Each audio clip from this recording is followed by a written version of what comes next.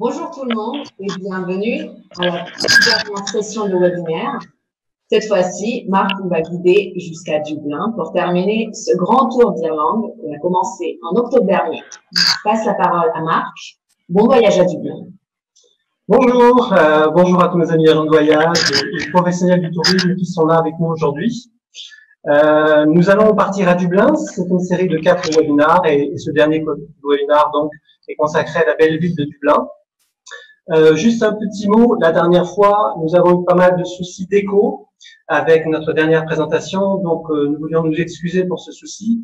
Moi, je n'avais pas moi-même la vision et le retour de l'audio, donc je ne me rendais pas compte à quel point il y avait de l'écho. Donc désolé pour les agents de voyage qui ont gentiment pris le temps de se joindre à nous et qui ont malheureusement eu cet écho.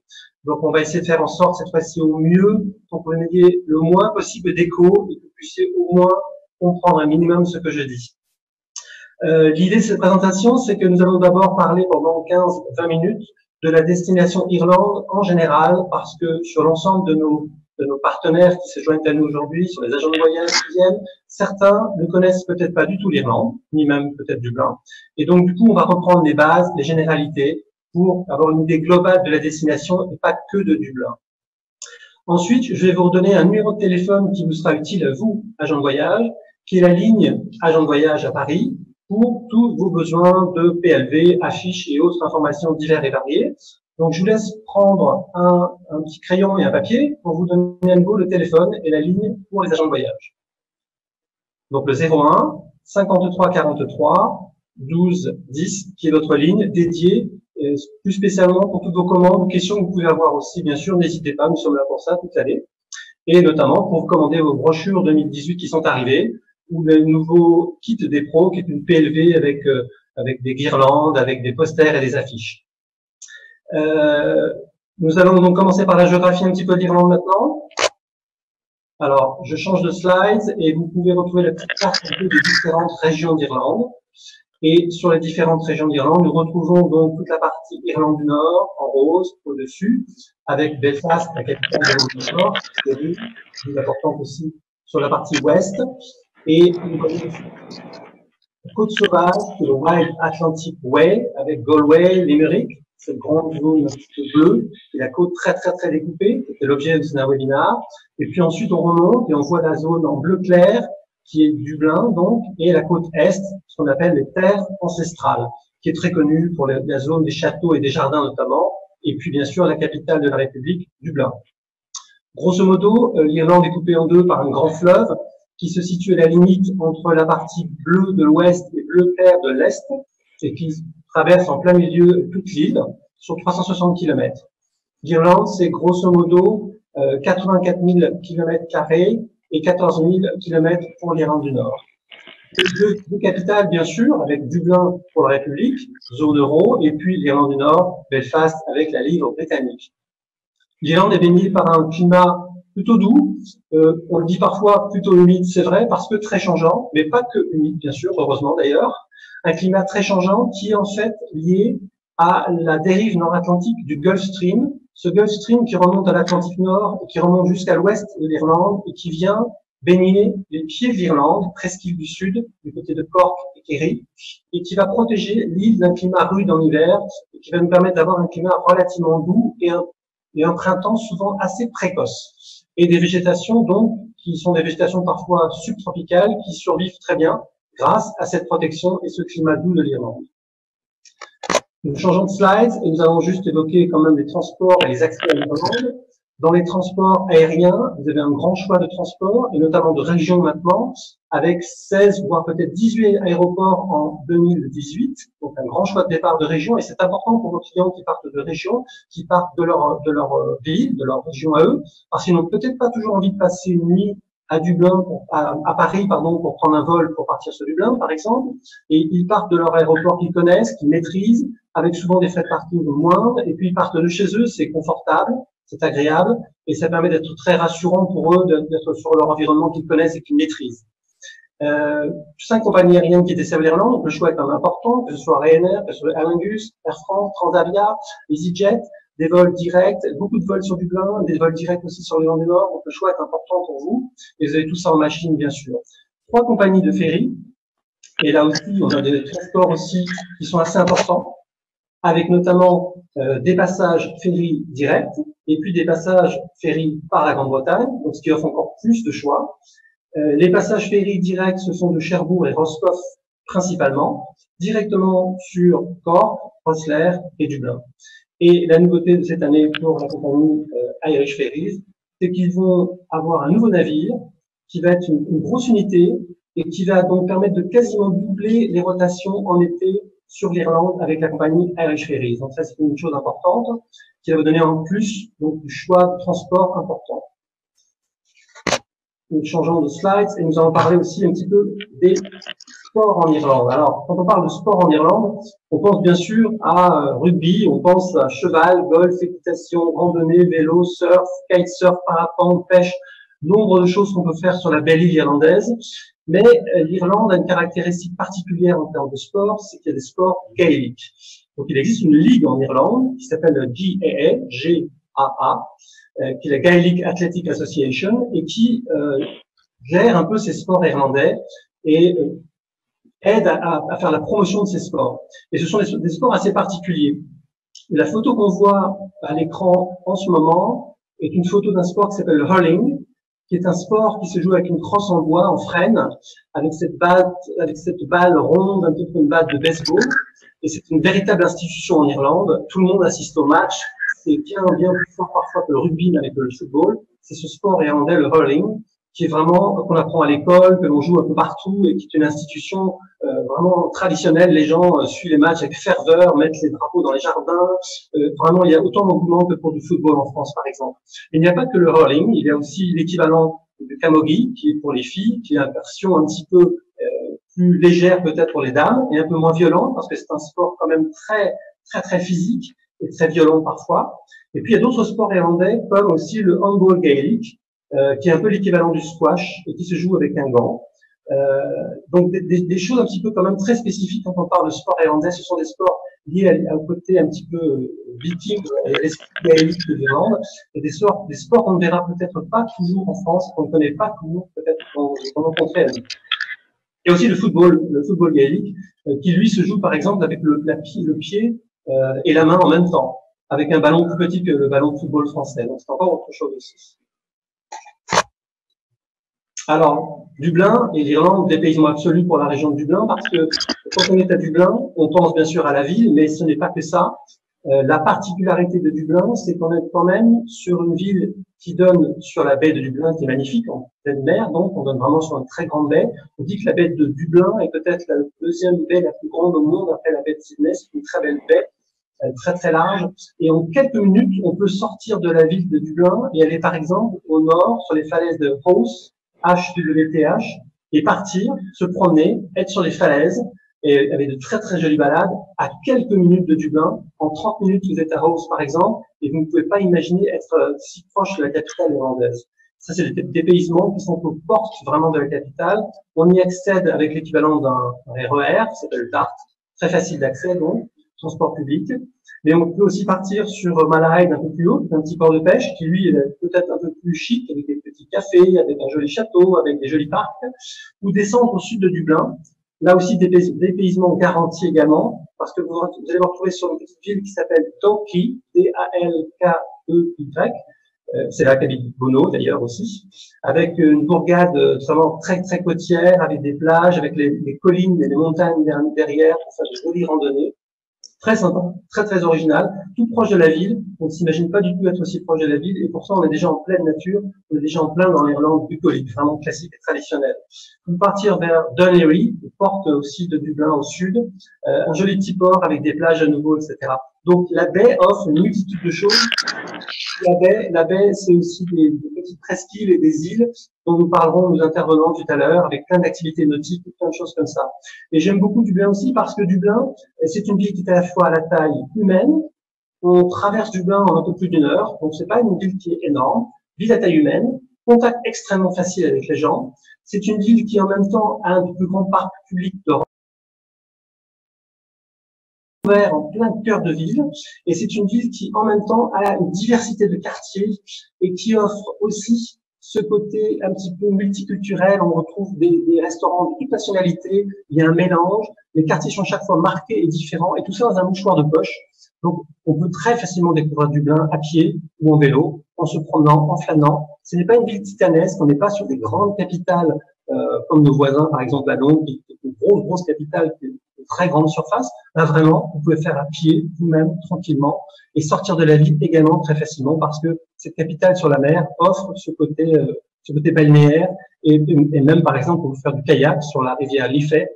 La rivière Liffey, c'est la rivière qui passe en plein milieu de la capitale et qui sépare un peu la ville en deux, avec une multitude de ponts d'ailleurs, et de très jolis ponts anciens ou plus récents, ou plus modernes aussi. Donc on peut avoir des activités assez surprenantes à Dublin, et nos invités nous en parleront un petit peu tout à l'heure également. Nos invités, alors voilà, vous allez donc tout à l'heure avoir les intervenants qui sont en Irlande avec nous aujourd'hui, qui ont pris gentiment le temps de venir nous parler un peu de leur vision de Dublin, de leur vie à Dublin ou de leurs secrets qu'ils veulent partager avec vous, qui vont vous permettre à vous d'avoir des idées pour vos clients et de peut-être vous projeter un peu mieux par rapport à cette capitale.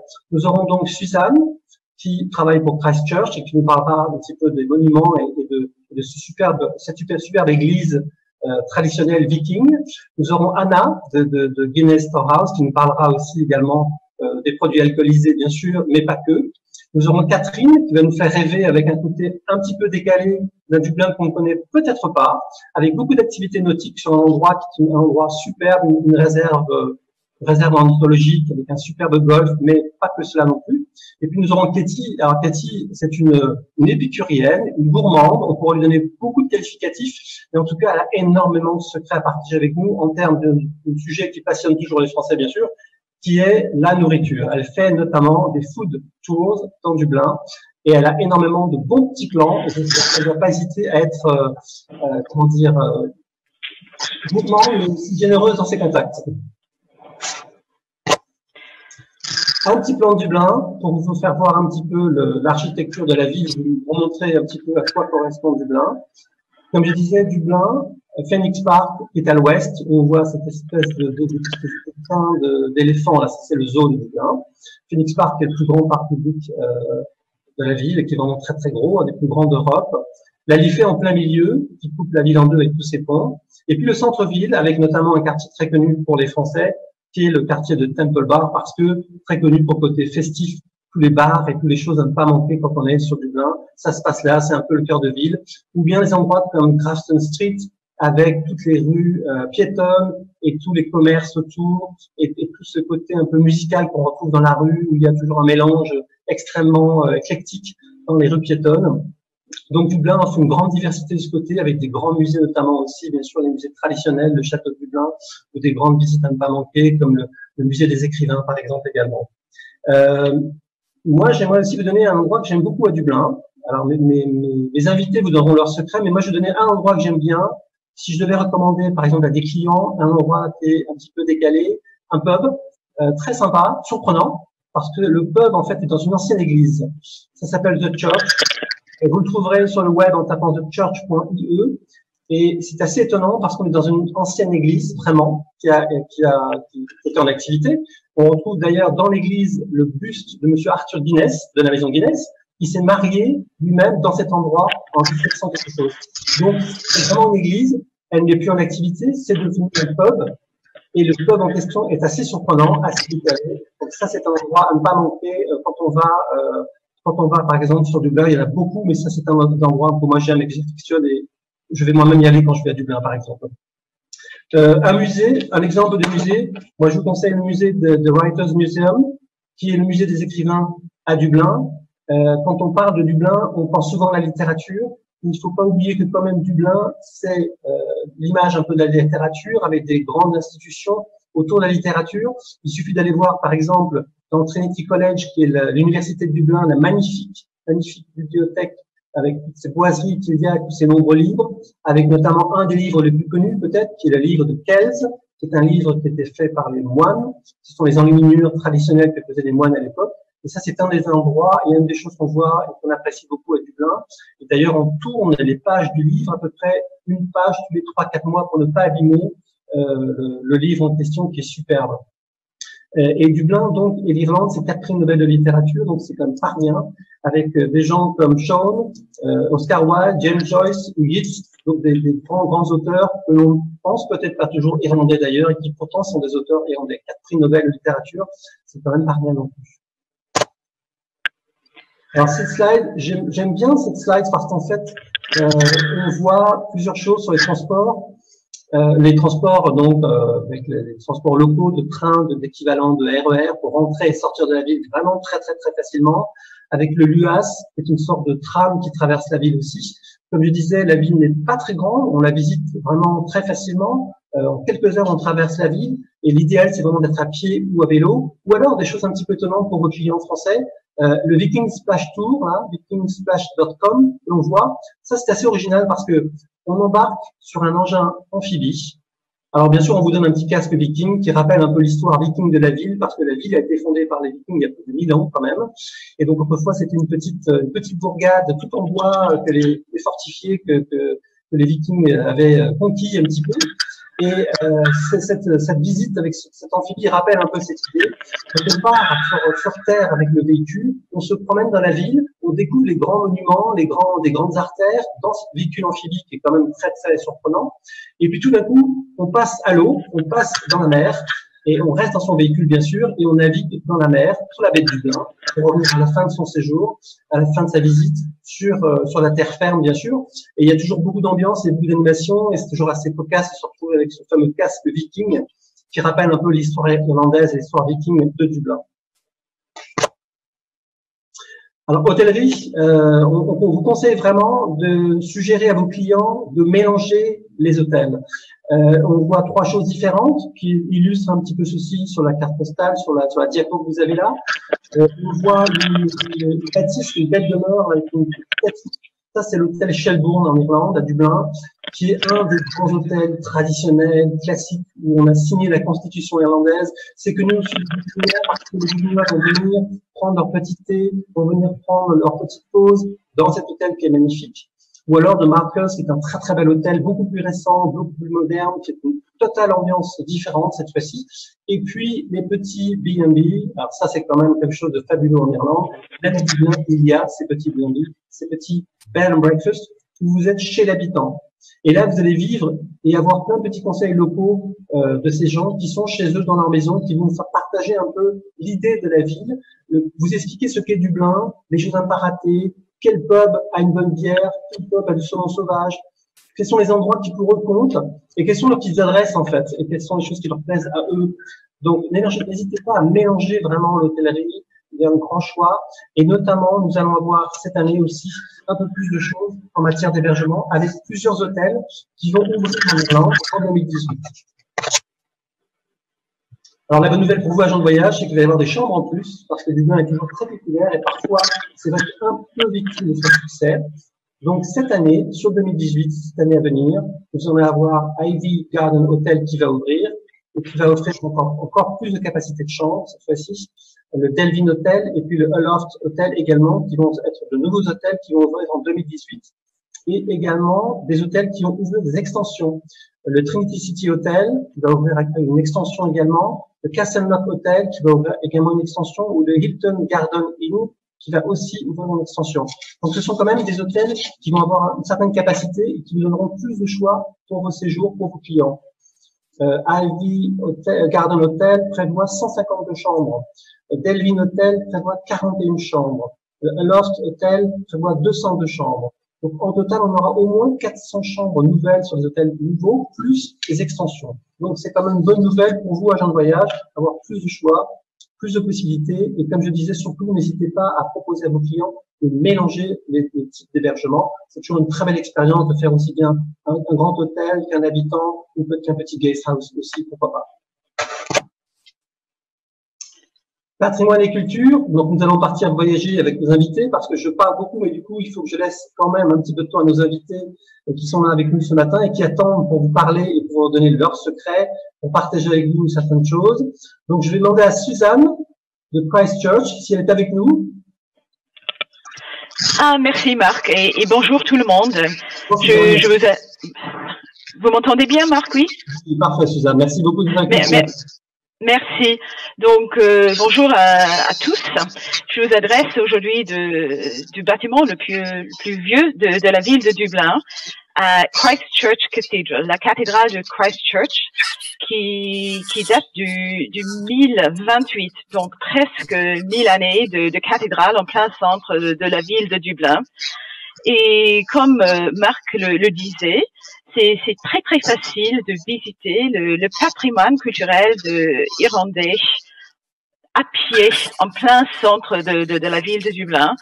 Donc par exemple, si vos clients, s'ils commencent le matin avec une visite de la cathédrale, Christ Church se visite tous les jours et la visite comprend 3 éléments.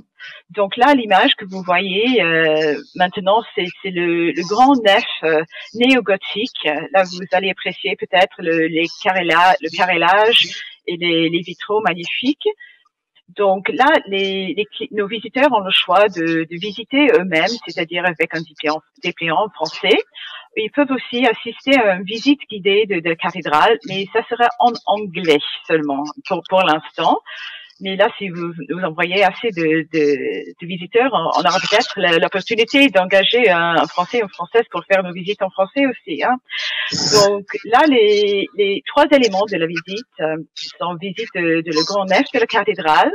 Et là, les autres images que vous voyez également la crypte énorme qui est au-dessus de la cathédrale, qui est le plus grande du pays. Et là, on expose des trésors de la cathédrale, par exemple un chat et un rat momifiés. Vraisemblablement, le chat était en train de chasser le rat et ils se sont retrouvés prisonniers dans un tuyau d'orgue. Et bien sûr, c'était pendant les années 1860 et les deux se sont momifiés dans le tuyau de l'orgue. Il y a bien sûr aussi des autres trésors comme l'argent de la cathédrale. Et c'est vraiment à voir la crypte de Christ Church. 3e élément de la visite, pour ceux qui font la visite guidée, c'est l'opportunité de monter un escalier en colimaçon de 86 petites marches en pierre, traverser le toit de la cathédrale et entrer dans le beffroi pour sonner le carillon de 19 cloches. Donc c'est une vraie expérience et les gens qui le font n'oublient jamais. Hein. C'est vraiment et là vous voyez un de nos visiteurs est tout en train de sourire parce que c'est vraiment un bon moment pour faire une belle photo. Donc là vous voyez aussi sur les images notre chorale. On est un peu gâtés à Christ Church parce qu'on a un choral de métier, c'est-à-dire les chanteurs et les chanteuses sont payés pour chanter à la cathédrale. Donc le niveau de musique est exceptionnel et bien sûr on est décembre, donc Noël approche et c'est le soir à la cathédrale, on a beaucoup de belles musiques pendant le mois de décembre. Mais sinon, tous les jours, sauf lundi et vendredi, c'est possible de venir à la cathédrale pour entendre la chorale. Et c'est vraiment une expérience si vous avez des clients en ville. On change de slide, s'il vous plaît. Donc là, Marc a déjà parlé un peu de Trinity College et ce livre de Kells. Donc là, vous avez une belle image de la célèbre bibliothèque du 18e où ça fait partie aussi de la visite du livre de Kells et de Trinity College, qui est à 5 minutes à pied de Christ Church Cathedral. Entre Trinity College et Christ Church, donc à 2 minutes, on peut visiter aussi le château de Dublin. Et là, j'ai aussi inclus The National Gallery, National Museum of Ireland. Ce sont nos musées nationaux qui sont juste à côté de Trinity College. Et là, c'est entrée libre et vous avez un grand choix de musées. Par exemple, si vous êtes intéressé par les beaux-arts, le musée national expose les maîtres irlandais à côté des grands maîtres internationaux comme Caravage. Il vient de restaurer leur galerie et c'est vraiment un bel exemple de l'architecture géorgienne du 18e irlandais. Donc, à visiter. J'ai inclus aussi Kilmainham Jail parce que là, c'est vraiment un peu spécial cette visite. Kilmainham est un monument très important pour nous les Irlandais et pour l'histoire irlandaise. Là, vous les Français, pendant la Première Guerre mondiale, il y avait pas mal de soldats, de combattants irlandais qui faisaient partie de l'armée britannique et qui étaient en France, dans le nord de la France, en train de combattre contre les Allemands avec l'armée britannique.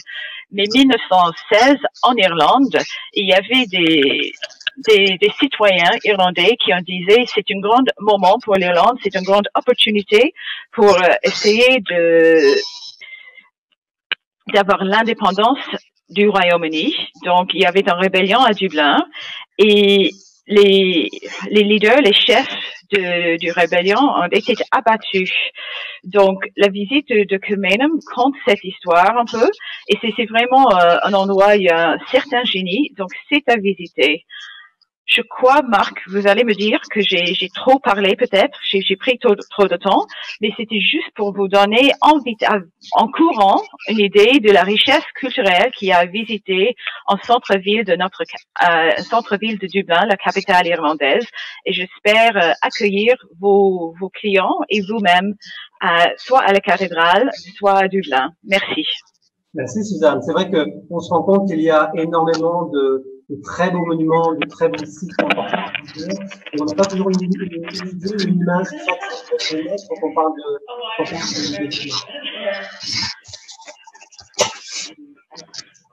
Je vais maintenant appeler notre collègue Catherine, qui travaille pour Cure Magic, et qui va nous parler de la paix de Dublin, de cette paix de Dublin.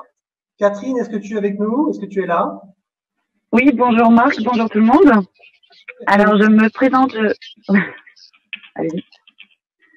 Donc, je me présente, je m'appelle Catherine, je suis d'origine bretonne et j'ai découvert l'Irlande il y a une quinzaine d'années lors de mes études. J'ai adoré le pays pour sa convivialité, pour la diversité des paysages et j'ai donc décidé d'y revenir quelques années plus tard. Et cette fois-ci à Dublin, où nous avons décidé de monter un business avec un ami qui s'appelle donc Cure Magic et qui est lié aux activités nautiques, principalement le kitesurf et le paddleboard. Alors pourquoi Dublin? À la base, c'est souvent la question qu'on nous pose en étant français. Pourquoi vous avez décidé de monter une structure de sport nautique en Irlande?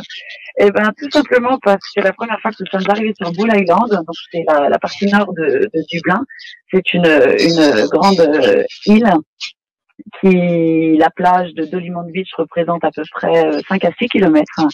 C'est sauvage, donc inhabité. Le vent est présent plus ou moins toute l'année, donc pour nous c'est ce dont on a besoin pour les activités comme le kitesurf. C'est une plage avec de l'eau peu profonde, la douceur des températures. Donc Marc nous parlait tout à l'heure du Gulf Stream et pour nous donc c'est très important parce que l'eau n'est jamais très froide en Irlande, contrairement à ce qu'on peut penser. Et c'est d'ailleurs pour ça que des gens se baignent toute l'année, même en maillot de bain. C'est une tradition ici en Irlande. Là, au moment où je vous parle, je suis face à la mer et je vois les gens donc se balader et il y a encore les nageurs qui reviennent. Donc c'est assez incroyable. Donc tout ce qui est donc la baie de Dublin qui s'étend très loin, hein, qui part du sud de Dublin vers Dún Laoghaire, qui part ensuite jusqu'au nord, la presqu'île de Howth et Malahide, est classée au patrimoine mondial de l'UNESCO. Il y a donc une grande diversité biologique et culturelle. Et l'homme et la nature donc coexistent ici en harmonie. C'est ça qui est magique. On est à 20 minutes du centre-ville, mais on ne se sent absolument pas dans une grande ville. On se croirait plutôt à la campagne et dans un endroit touristique, un petit peu comme la Bretagne. Alors ensuite, donc, Dublin et l'eau y règne beaucoup. Hein. Nous sommes l'Irlande en soi parce que c'est une île, et Dublin, la présence de l'eau est très importante. Ne serait-ce que dans le centre-ville, donc il y a la rivière Liffey qui passe dans le centre, qui divise donc la partie nord et la partie sud de la ville. Vous pouvez y pratiquer des activités nautiques comme le kayak, le paddleboard, le wakeboard. Et ensuite, cette rivière donc déboule sur la mer d'Irlande, qui donne ensuite, qui déboule, donc qui s'ouvre après le port de Dublin. Donc la partie sud qui va sur Dún Laoghaire, la partie nord vers Oss. Alors oui, donc l'Irlande, Dublin, donc c'est les gens ils viennent forcément pour tout ce qui vibre en ville, et ça c'est génial. Il y a une très bonne atmosphère.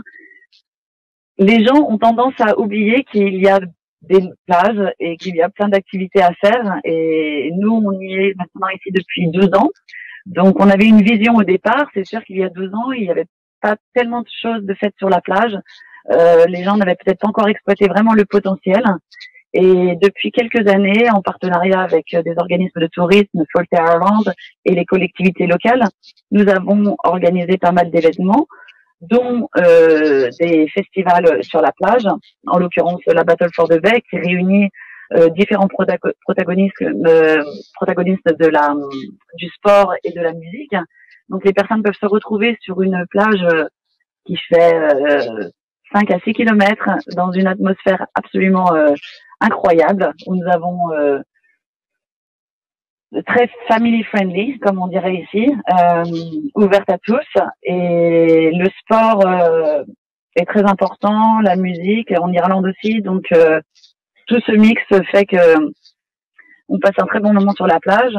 Il y a aussi des festivals faits pour les enfants, le festival du cerf-volant.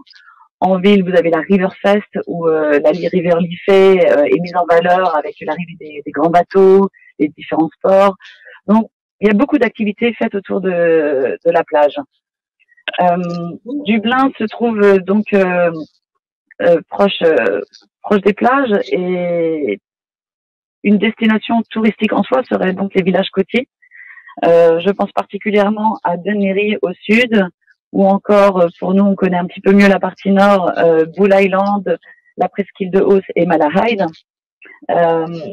Il y a des ports vraiment pittoresques où la faune et la flore la faune et la flore sont très diversifiées. Il n'est pas rare de croiser un phoque quand on se balade sur le port. Et alors, quand vous êtes dans l'eau en balade de paddle ou de kayak, les phoques viennent vraiment nager autour de nous, donc c'est génial. Il y a plein de petites îles autour de Oss, donc en particulier Arlandai, et là il y a une grande réserve d'oiseaux, donc des milliers d'oiseaux viennent s'y poser et faire leur nid, se reproduire. Donc c'est inhabité, mais très riche au niveau de la faune, pareil. Donc voilà. Alors pour tous les amateurs d'activités de plein air, je pense que l'Irlande est un must, et Dublin aussi. On pense souvent à la côte ouest de l'Irlande pour tout ce qui est activité de sport ou balade sur la côte, mais Dublin regorge de beaucoup d'avantages. Et il n'y a pas seulement, donc moi je me concentre un petit peu sur les activités nautiques, mais vous pouvez aussi faire des grandes balades à pied au niveau des falaises avec de la vue sur la mer, la pêche, aussi qui est demandé ici. Vous avez la nage, un golf, donc le golfe de Oss donne complètement une vue sur la baie entière de Dublin. C'est magnifique. Donc vous pouvez profiter d'une après-midi avec des amis dans un golfe public, donc qui est à prix très appréciable, bon marché, et bénéficier de la plus belle ville de Dublin. Donc voilà, donc pour toutes les personnes qui hésitent peut-être à venir en Irlande, si vous aimez la nature, si vous aimez les activités de plein air, l'authenticité et la convivialité, vous n'y trouverez que du bonheur. Et voilà, j'espère vous y voir un jour, et merci de nous avoir écoutés. Catherine? Oui. Catherine, juste un mot un petit complément sur Bull Island. En fait, c'est une zone assez quand même spécifique parce que c'est une zone écologique protégée avec un golfe sur cette île aussi, c'est ça? Avec une zone ornithologique aussi. Et en fait, c'est une presqu'île avec une digue pour accéder à une sorte de pont pour accéder à marée basse. Oui, voilà, exactement. Donc en fait, il y a un pont qui relie la route principale, la route côtière, à cette île. Et sur l'île, donc l'île est complètement vierge, hein, il y a juste, allez, on va dire 3-4 petites maisons après le pont. Et c'est complètement, c'est une réserve naturelle de la biosphère, parc de l'UNESCO. Mais comme tout patrimoine de l'UNESCO, les activités nautiques se mêlent très bien à l'activité de la plage. C'est incroyable comme endroit. Là, au moment où je vous parle, je suis vraiment face à Bull Island. En plus, il fait très beau, le ciel est dégagé, il fait peut-être un petit peu froid, mais peu importe la saison, peu importe le temps, on a une vue imprenable. Et je me sens pas du tout vivre dans une capitale. C'est ça qui est incroyable. Ouais. Et Bull Island, c'est un must. Ouais. Quand on vient à Dublin, je pense qu'il faut y passer. Bon, oui, il y a le golf, il y a des balades à pied qui sont absolument incroyables. Vous pouvez même voir les phoques au bout de la baie. Les activités nautiques sont très bien parce que le spot est parfait en fait. Et il y a de la place, beaucoup de place. L'avantage peut-être des températures qui ne sont pas très chaudes, c'est aussi d'avoir un peu moins de plagistes et ça donne un cachet encore beaucoup plus naturel à l'endroit, beaucoup plus sauvage. Catherine? Oui. Une dernière question. Pour nos agents de voyage, s'ils ont des clients qui souhaitent se rendre sur Bull Island, c'est toujours le bus 130 depuis le centre-ville? Alors, le bus 130, oui. Ligne directe du centre-ville, d'Abbey Street Lower jusqu'à Dolimont. Super. Et je sais que les Dublinois aiment beaucoup, par exemple, à marée basse, quand il fait beau, aller se promener sur cette fameuse, cette digue, ce pont. À marée basse, on peut pratiquer, faire du jogging, faire du vélo. Et là, on est loin de s'imaginer, comme tu disais, très très loin de s'imaginer être à Dublin, bien sûr. Oui, oui. Alors, marée basse ou marée haute, en fait. Peu importe la marée, ça marche. Ça marche dans les deux sens. On est très jaloux, Catherine.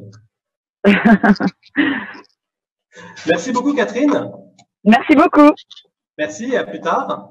Nous allons continuer maintenant et nous allons avoir une intervenante qui s'appelle Katie et qui va nous faire rêver des yeux et des papilles. Sortez vos crayons parce qu'elle a un carnet d'adresses et un carnet de contacts et de bonnes idées à partager avec vous et vos clients qui en vaut la peine, croyez-moi. C'est une gourmande, une épicurienne, quelqu'un qui adore les belles choses et les bonnes choses. Donc, Cathy, est-ce que tu es avec nous? Oui, je suis là. Bonjour tout le monde. Je crois que tu es parti manger. Non, pas encore. Donc bonjour tout le monde. Donc moi je suis Katie Quigley. Donc j'ai un blog culinaire qui s'appelle French Foodie in Dublin et qui est plein de bonnes adresses sur Dublin et sur l'Irlande en général. Et j'ai aussi donc une compagnie qui s'appelle Delicious Dublin Tours et je montre je guide les personnes autour de Dublin, donc je leur dis où manger autour de Dublin. Donc moi, ce que j'ai envie de vous dire, c'est que même si l'Irlande n'est pas forcément connue pour sa gastronomie, Dublin est vraiment une ville délicieuse et il est possible de faire du tourisme gastronomique donc à Dublin. Donc l'Irlande, la cuisine irlandaise est connue généralement pour être une cuisine rustique. Donc vous avez les plats traditionnels comme le petit déjeuner irlandais. Alors tout le monde veut essayer, bien entendu. Donc ça c'est un petit déjeuner salé très consistant. Donc qui consiste en, vous avez donc des saucisses, du bacon, du boudin blanc, du boudin noir, des œufs. Donc ça peut être des œufs frits ou des œufs brouillés. Et donc avec du pain, des toasts, avec du beurre, bien entendu. Ou donc en tant que plat traditionnel, vous avez aussi les ragoûts. Donc les Irlandais aiment les ragoûts. Donc vous avez le ragoût de bœuf irlandais, donc qui est l'équivalent un peu du bœuf bourguignon, mais c'est avec la Guinness. Après vous avez donc le ragoût d'agneau. Et puis après vous avez aussi des plats qui sont assez connus comme les gens veulent essayer le fish and chips. Mais on va les Irlandais sont connus pour leur amour de la pomme de terre.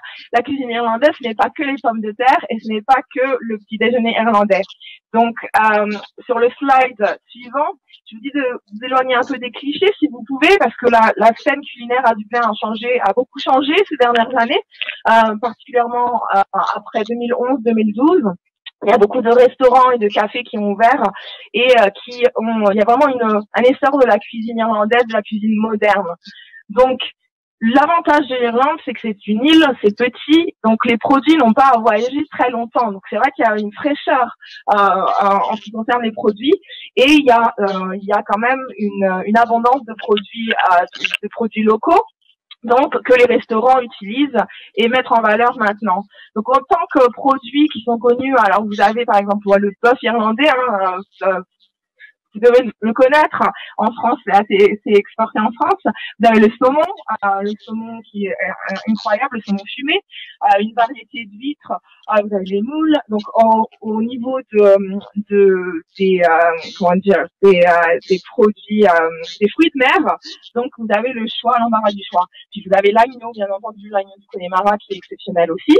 On est très fiers de la qualité des produits laitiers, du lait. Et donc les Irlandais sont fiers de leur beurre, qui est un beurre salé et qui est délicieux. Et avec le lait, on peut faire des fromages incroyables. Il y a vraiment une sélection. Vous avez à peu près 60 à 70 producteurs de fromages irlandais, donc sur toute l'île. Donc les chefs maintenant vraiment sur leur menu vraiment mettent en valeur ces produits. Dans les restaurants, donc vous pouvez manger. Ce qui est bien c'est que vous avez un service continu dans les restaurants en général. Si vous voulez économiser un peu, donc vous pouvez aller dans les restaurants un peu plus tôt pour le dîner, donc vers 18h, 18h30, où là vous avez ce qu'on appelle un early bird, où généralement donc les menus sont un peu moins chers que d'habitude. Donc ça c'est bon à savoir. Ensuite, le slide suivant, donc je vais vous dire un peu ce qui se passe dans les restaurants en ce moment, un peu les tendances. Donc les menus de dégustation, vous voyez de plus en plus maintenant. Donc en Irlande, les portions sont assez consistantes, mais dans les menus dégustation, maintenant, c'est des plus petites portions qui sont c'est assez sympa. Donc, d'aller dans certains restaurants et d'avoir un menu dégustation et d'essayer plusieurs plats. Le brunch, dans les cafés indépendants, vous avez beaucoup de menus qui ont le brunch. Certains servent le brunch pendant la semaine et même toute la journée. Donc, ça, c'est bien aussi. Vous pouvez aller manger des pancakes à 3 heures de l'après-midi si vous voulez. Les produits faits maison dans les restaurants, ça c'est une tendance qu'on voit en ce moment. Les chefs font leur beurre maison, font leur pain et servent ça sur le menu. Donc c'est assez intéressant de voir ils commencent aussi à faire leur charcuterie. Donc ils sont inspirés donc des produits d'Europe continentale, mais en utilisant donc du porc irlandais. Ils font leur propre charcuterie, donc ça c'est assez sympa. Il y a un essor au niveau des boissons alcoolisées, whisky, gin, les bières artisanales. Là vous avez ça. Il y a vraiment un essor dans les dernières années et des nouvelles distilleries qui ont ouvert à Dublin. Le gin notamment, maintenant il y a à peu près 30 à 35 marques de gin, donc c'est assez des cafés aussi. On a beaucoup de cafés de spécialité qui ont ouvert ces dernières années et avec des brûleries qui sont basées à Dublin ou autour de Dublin, où là maintenant les Irlandais vraiment veulent du café de qualité, et quand vous allez dans un café de spécialité, vous pouvez donc manger donc des gâteaux faits maison et puis avoir du café de qualité avec ça. Donc sur le prochain slide, je vais faire un peu donc, de Dublin, ce que vous pouvez faire au niveau gastronomique. Donc il y a beaucoup de touristes qui veulent aller donc dans le Temple Bar, donc pour la scène, pour sortir, pour aller dans les pubs. Il y a certains restaurants à Temple Bar. Il y a notamment un restaurant qui s'appelle le Box Tea House, qui est vraiment bien si vos clients veulent essayer des produits, des plats traditionnels comme le stew, comme le Dublin Cuddle ou le box tea, c'est une crêpe en fait qui est faite à base de pommes de terre. C'est une crêpe traditionnelle. Donc ça c'est leur spécialité donc au Box Tea House. Donc c'est un restaurant qui est bien pour ça, pour les plats traditionnels. Aussi à Temple Bar, il y a 2 restaurants qui offrent des fruits de mer. Donc c'est vraiment spécialisé dans les fruits de mer. Il n'y a pas d'alternative. Donc c'est vraiment, vous pouvez déguster donc une variété d'huîtres. Ils ont un menu vraiment top. Vous pouvez essayer des moules, le crabe, du crabe, des crabes, beaucoup de fruits de mer. Donc Il y a d'autres quartiers, donc c'est pas seulement dans le centre-ville. Il y a ce qu'on appelle le quartier créatif, un peu les rues qui sont Drury Street, South William Street, Exchequer Street, où là vous avez pas mal de restaurants et de cafés, et c'est vraiment sympa. C'est un de mes quartiers préférés. C'est beaucoup plus calme que Temple Bar, mais il y a beaucoup de petits cafés et les gens se promènent. Il y a beaucoup de boutiques autour de ce quartier. Ensuite, il y a Capel Street qui vraiment, il y a eu un essor sur Capel Street qui est sur le côté nord de la rivière Liffey, où là, Capel Street, il y a beaucoup de business en tant que, au niveau culinaire qui ont ouvert dans ces dernières années. Donc, il y a un café qui s'appelle Boaver Hubbard, par exemple, qui est vraiment, vraiment bien. Il y a un autre restaurant de fruits de mer qui s'appelle Clos sur Capel Street, une petite boulangerie qui s'appelle Camerino. Il y a aussi un pub qui s'appelle The Black Sheep, qui est spécialisé dans les bières artisanales, par exemple. Et aussi, vous avez d'autres quartiers un peu plus à l'extérieur, comme Portobello, où il y a pas mal de restaurants et cafés.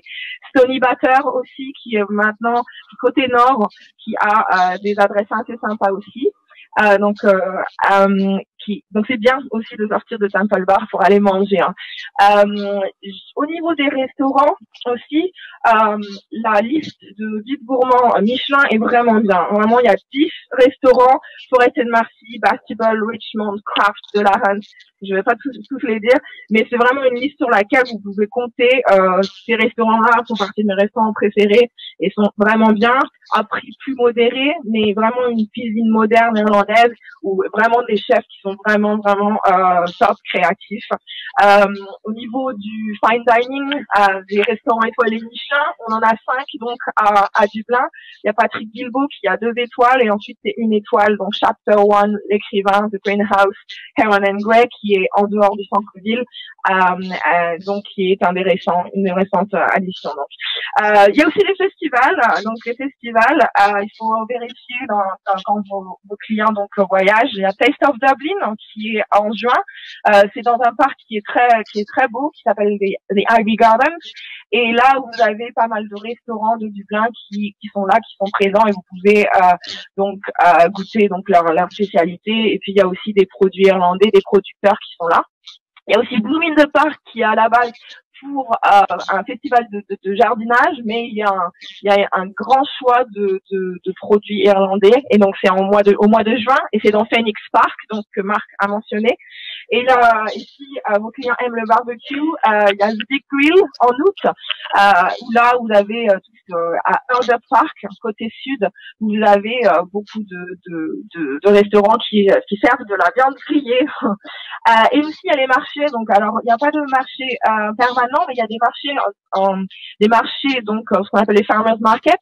Donc il y a tous les samedis dans le quartier de Temple Bar, il y a un petit marché qui s'appelle Temple Bar Food Market, qui est très sympa, où il y a des producteurs locaux. Il y a The Green Door Market, qui est un marché couvert qui est plus petit, mais qui est dans le quartier des Liberties, donc qui est pas loin de Guinness, qui est juste à côté de Tilling Distillery, et donc où là vous pouvez, où les gens peuvent aller acheter des produits aussi, d'accord. Donc il y a vraiment une diversité. C'est maintenant à Dublin, presque toutes les semaines, il y a un nouveau restaurant ou un nouveau café qui ouvre. Donc c'est vraiment, c'est super en ce moment, parce que il y a l'embarras du choix, et s'il y a besoin de recommandations, vos clients peuvent aller sur mon site ou venir sur mes tours. Et je peux montrer tout ça. Voilà. Allô? Est-il? Oui. Oui. Je pense que je vais vous laisser aller manger parce que je commence à avoir faim maintenant. Et c'est parce que je commence à avoir faim et j'ai vraiment envie d'être à Dublin du coup. D'accord. Je pense que tu vas avoir beaucoup de demandes d'agents de voyage pour tes bons plans et tes petites adresses. Je vous rappelle, pouvez-vous, agents de voyage, retrouver sur la page d'accueil du lien que vous avez reçu les contacts de vos partenaires en Irlande. Si vous voulez leur poser des questions, retrouvez tous ces contacts que l'on vient de donner, par exemple, comme ça, de vive voix, et c'est un peu difficile parfois de noter les noms, je sais, mais vous pourrez contacter si besoin était pour avoir ces petites adresses. Merci, Katie. Merci. Bonne journée. On va continuer notre voyage avec une institution en Irlande de ce beau liquide noir velouté qui est Guinness et qui en fait en Irlande est une institution parce que ce n'est pas que de l'alcool aussi. Guinness, c'est un peu comme le Pernod Ricard dans le sud de la France. C'est aussi Guinness Spirit Aviation. C'est des investissements dans des tas de domaines différents. Ce n'est pas que de l'alcool, mais pour les touristes français qui viennent, c'est vrai que c'est souvent une des grandes images traditionnelles de Dublin et donc de cette visite qu'on peut faire qui est magnifique. Je vais donc appeler Anna. Bonjour à tous. Bonjour. Je suis de Bruxelles. Bonjour, je suis là. Donc, bien sûr, moi, je m'appelle Anna et je veux donner tous la bienvenue à Guinness. Donc, je suis une connaisseur. Donc, ça veut dire une experte de bière et guide ici à la Guinness Storehouse, qui est bien sûr l'attraction touristique la plus populaire en Irlande. Et en fait, lieu de naissance de cette boisson emblématique que moi j'adore, à la Guinness, et où nous allons vous entraîner dans une visite à la fois agréable et amusante. Donc, l'histoire de Guinness est très riche. Il remonte jusqu'en 1759, quand Arthur Guinness a signé un bail pour 9000 ans. Donc, c'était très ambitieux. Donc, en fait, aujourd'hui, Guinness est vendu tout autour du globe et c'est la première bière brune au monde. Donc, c'est très important. Toutes les bières Guinness que vous trouvez en France sortent de cette brasserie, donc vous avez beaucoup de chance d'avoir toujours de la bonne Guinness. Donc c'est connu localement cet endroit comme St. James Gate. Et l'année dernière, nous accueillons plus de 94 000 visiteurs français. Et j'espère qu'on va avoir plus cette année. On va voir. La brasserie Guinness fut autrefois une ville à part entière, comme vous pouvez voir sur la photo, si vous avez là. Elle avait même son propre chemin de fer et a toujours bénéficié d'une extraordinaire réputation en tant qu'employée et son héritage philanthropique est visible partout à travers la ville. Donc c'est vraiment, c'est partout, c'est dans St. Patrick's Cathedral, donc il y a plusieurs endroits. Donc encore l'influence de Guinness se reconnaît tout autour de Dublin, dans plusieurs sites importants. Il y a trop à dire, mais par exemple, vous avez St. Stephen's Green, une parc magnifique urbain dans la ville par Guinness. Les bâtiments de Ivy Trust, je pense que Kitty a déjà parlé des jardins d'Ivy, donc il y a vraiment une bonne connexion. Et bien sûr, qui offre des logements sociaux pour les plus démunis. La famille Guinness, au XIXe siècle, finança la restauration de la cathédrale de St. Patrick. Donc encore, vous avez vraiment cette connexion très philanthropique. C'était vraiment une famille très gentille et il reste toujours le même sentiment aussi. Donc, en fait, la bière, moi j'adore cette bière. Je vais parler un peu avec plus de détails sur la Guinness. À la Guinness Storehouse, vous allez rencontrer les 4 ingrédients naturels qui sont utilisés pour la fabrication de la Guinness. Donc, ça veut dire, il y a 4 ingrédients. Vous avez l'eau, le houblon, la levure et l'orge. Donc, maintenant, nous allons juste reconfigurer l'espace de brasserie qui met en valeur les caractéristiques uniques de brassage de la Guinness. Donc, nos emplois utilisent une technique assez unique, un peu comme pour la dégustation du vin chez vous. Donc, les Français, vous allez être des experts avec cette dégustation. Donc, cette technique transmet les attributs très particuliers de Guinness, permettant à nos visiteurs de préférer pleinement le goût unique de la Guinness, parce que ça veut dire que la Guinness, il y a vraiment un goût très spécifique, très original. Donc, Guinness, comme vous savez, encore, il a vraiment une apparence très particulière. C'est vraiment joli. C'est la bière noire avec sa tête crémeuse et délicieuse. Et chez Guinness, en fait, nous aimons dire qu'il y a une savoir-faire particulière pour tirer la pinte parfaite de Guinness. Et nous avons même notre propre école, si vous voulez, qu'on appelle la Guinness Academy, où les visiteurs peuvent apprendre cet art. Donc, c'est très important d'avoir cette technique. Et après, vous allez avoir un diplôme et vous serez une graduate. Donc, c'est très amusant pour les visiteurs. Donc, en fait, je pense que Kitty, elle a déjà parlé beaucoup sur les traditions riches avec la gastronomie en Irlande. Donc, en fait, il y a vraiment une longue tradition aussi de Guinness avec la gastronomie qui remonte jusqu'à 1830. Associant la Guinness avec les huîtres, par exemple, ou avec les moules, avec les saumons fumés, avec les viandes. Donc, il y a beaucoup de choses que vous pouvez faire toujours avec la Guinness.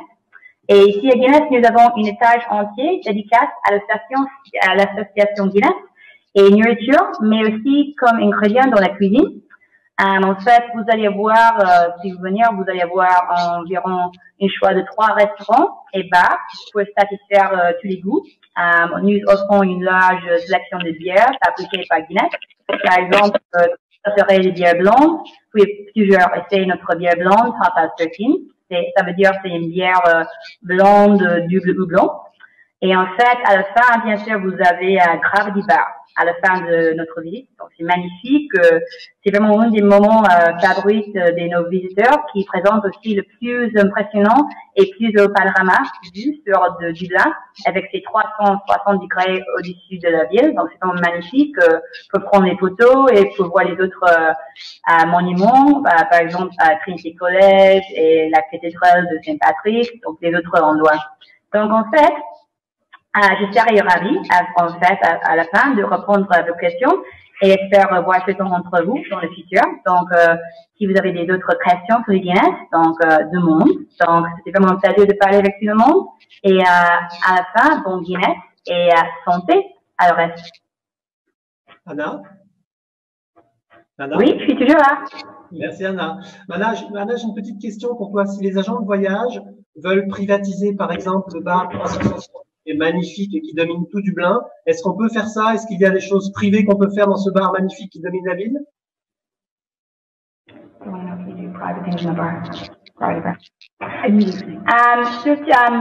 pendant les journées, mais surtout pendant les soirées. Vous pouvez toujours avoir des soirées là. Mais bien si vous avez demandé en avance. Et c'est vraiment privé aussi. Bien sûr.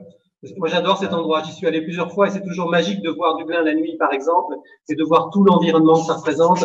Et j'adore le cheminement que l'on fait pour comprendre et découvrir comment est fait la Guinness et tout ce qu'il y a autour de l'histoire de Guinness. C'est un endroit superbe.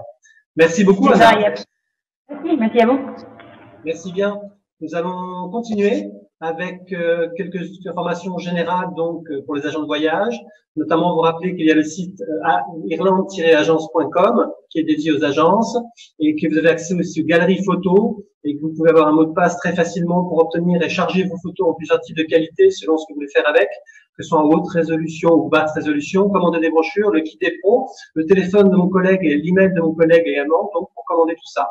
Et puis nous allons passer aux questions-réponses également. Je voulais aussi vous remercier, nous avons des agents de voyage d'Algérie qui se sont connectés aujourd'hui aussi, et de beaucoup de régions diverses et variées, donc merci à tous les agents de voyage qui sont restés avec nous jusqu'au bout.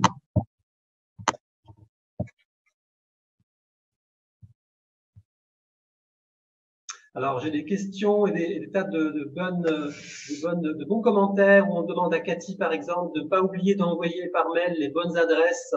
Céline qui nous dit ça et qui nous dit qu'elle aimerait bien récupérer ces bonnes adresses, bien sûr.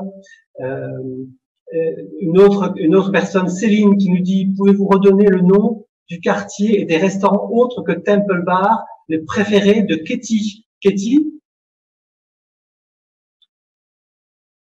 Allô, Katie? Ah. Katie?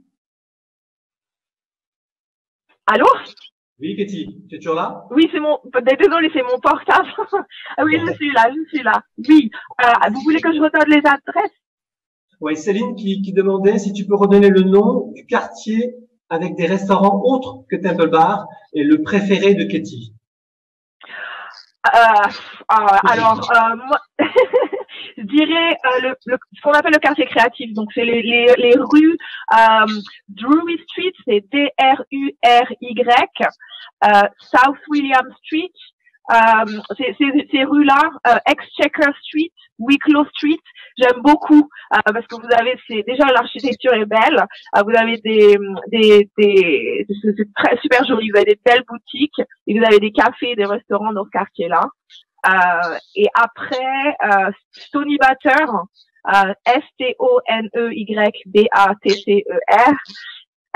où là il y a notamment un gastropub qui s'appelle El Mulligan Grocer que à chaque fois je recommande parce que c'est vraiment de la bonne qualité, c'est vraiment bon et c'est super, j'aime beaucoup. Très bien, merci beaucoup Cathy, merci. Tu vois, tes bonnes adresses et tes bons contacts ont toujours du succès, donc je pense que tu auras beaucoup d'emails. Ah bah, j'espère. Bon, prépare-toi. Ouais, je suis prête. Alors, certaines questions que l'on a, on va essayer d'y répondre par email parce que certaines questions sont parfois un peu longues. On a des questions aussi de Faiza et de Jima qui nous posent des questions sur les écoles de langue, par exemple, les séjours linguistiques. Ça, on y répondra un peu à part et par email.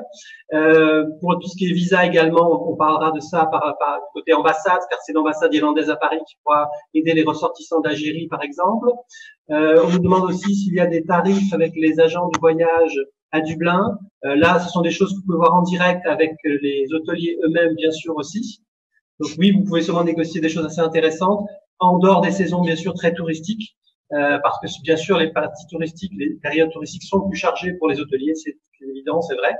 Notamment la période, par exemple, de Saint-Patrick ou les pleines périodes d'été aussi. On nous demande si la visite du Beffroi Carillon est-elle accessible au groupe.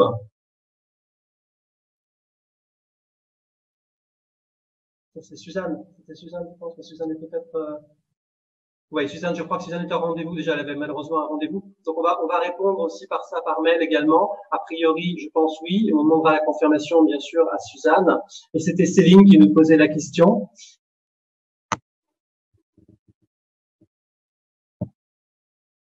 Alors, on va aussi, donc, à Sophie 1 qui nous demandait à nouveau le mail de Rosendo. Donc, Sophie, où on a bien noté ça, on va vous renvoyer également le petit mail pour Rosendo si besoin était, et le numéro de téléphone, sinon n'hésitez pas à l'appeler tout simplement, comme ça vous l'aurez en ligne. Il est là pour toutes vos demandes, 01 53 43 12 10, 01 53 43 12 10.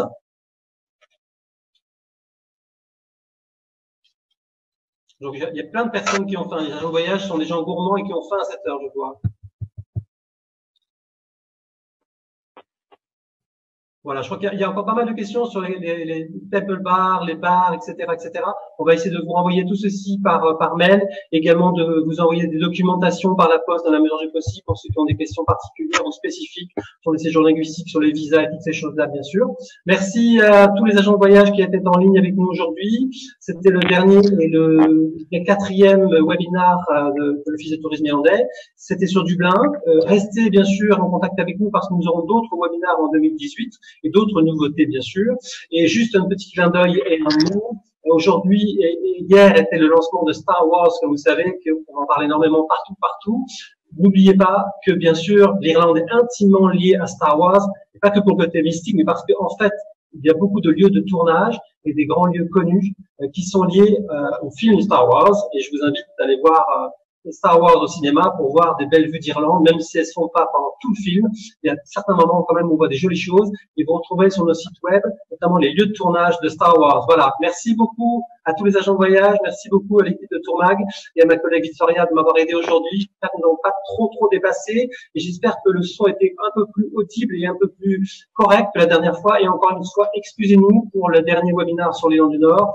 Et je sais que c'était pas le mieux en termes de son. Donc, désolé pour ces impératifs de technologie. On va essayer de corriger au fur et à mesure des webinaires de plus en plus tous ces petits soucis. Merci à vous tous. Très bonne journée. Mangez bien. Et si possible, testez l'Irlande quand vous avez l'occasion. Et voilà, n'hésitez pas à revenir nous voir pour des questions. Merci beaucoup. Bonne journée.